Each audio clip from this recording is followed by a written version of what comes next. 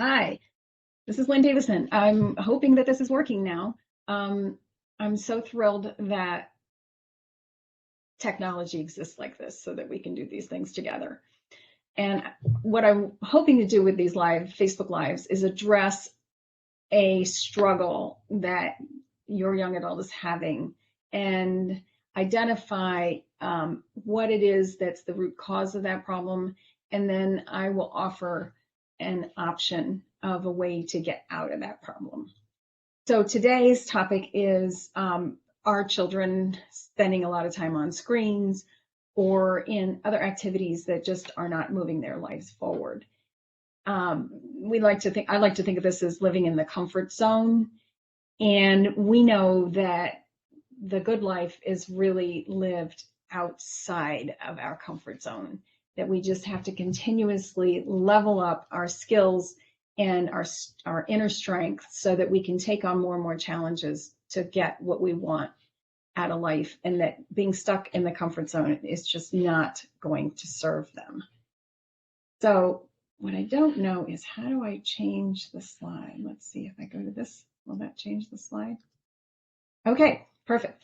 All right, so here's the underlying problem. We are battling the amygdala, the primitive part of our brain that says, I want to stay safe, I want to feel comfortable and connected to the things that I already know, like comfort food, and I want to preserve my energy. I don't want to, have to do the work that's required to get the skills that I need to be able to be successful against this and move ahead and not stay stuck. That's what our primitive brain is saying, and it's always going to argue for that. That's the force, the dark side. That's the dark side that's in all of us, and we're going to carry it with us the rest of our lives. So we really have to figure out how to manage it best. And the way we manage it is by using our thinking brain and using these tools, because that part of our brain, the prefrontal cortex, is the part that really knows how to get things that, how to plan and how to progress and how to do the things that are really right for us. So the problem really is the fact that you can actually feel the desire. I feel it when I look at chocolate chips. You can just feel the desire. You have the urge to eat them. And your brain has been trained when you do eat them, you get that gooey deliciousness in your mouth, and it tastes so good that all you do is want more. And that's the problem, is the desire. Because what's happening is we get immediate pain relief from not trying to take that pain on. Avoiding that pain gives us immediate relief. And you can see that with our kids. You can see, then when they're in front of that screen, they're so relaxed, they're in the zone, they're so comfortable, they're just right where they want to be. And so know that we have to sell them on doing something else. But because the problem is that in the long run, the result is a destroyed future. We just cannot continuously indulge our impulses, our urges. It just won't create the life we love. It will not be one that works for us in the long run. And it will be a rude awakening if we don't figure out how to deal with not living in that place where we just get immediate gratification. So what's the solution? Yes, you've heard it before: no pain, no gain. I love thinking about pain in the way that my son-in-law suggested, and it was progress pain. It's the pain that I feel when I work out every morning and I up my weights, and later on in the day, I can kind of feel that creakiness in my muscle. I really did a good job working, my back muscles today, and I did bench presses, and I've been doing this now for, this is the end of my 6th year of consistently working out 5 days a week, or being in the garden 5 days a week. And I can tell you that I am stronger than I was 30 years ago because I can lift heavier weights. So I've got the math to prove it. And it was only through welcoming that pain that I was able to make that progress. And that is the solution, not only to be physically stronger, but to get mentally stronger. That's what we need to do. So, what we have to start helping them understand is that the pain that they're perceiving and feeling is something that's going to help you make progress. So instead of thinking of it as pain, yuck, we need to think of it as pain. Give me what you got.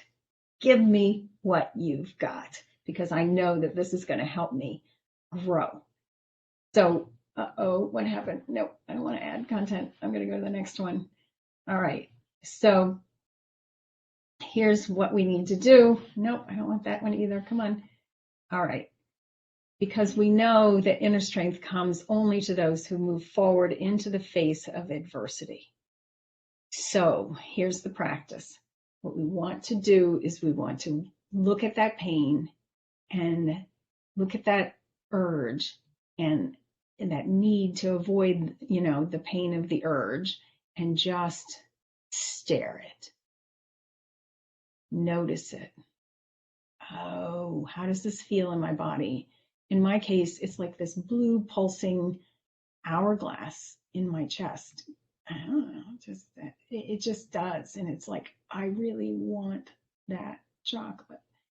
And when I stare it down and I notice it and I really feel it and I can describe it and I notice what it looks like in there, it's kind of hollow. Because I know in the long run it's not going to get me what I want. So I'm going to let it be hollow.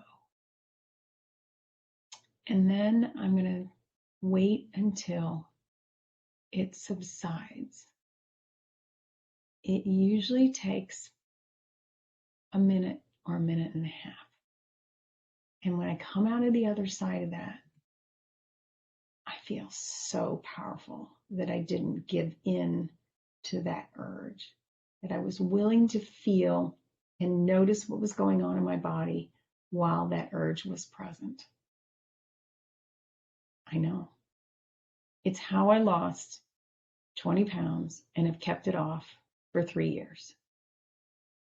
This stuff works. It's how I'm able to be stronger than I was. It's how my house has fewer things in it that I don't love and use. I stopped the urge to buy, to eat, to avoid working out, and I am so much more powerful. I've taught these tools to my kids, and I am watching them make progress, and that means the world to me. We need to convince our kids that this kind of pain is how we make the gains we want to have in a life we love that works. That makes sense? It makes a lot of sense to me. Give it a try. Bye for now.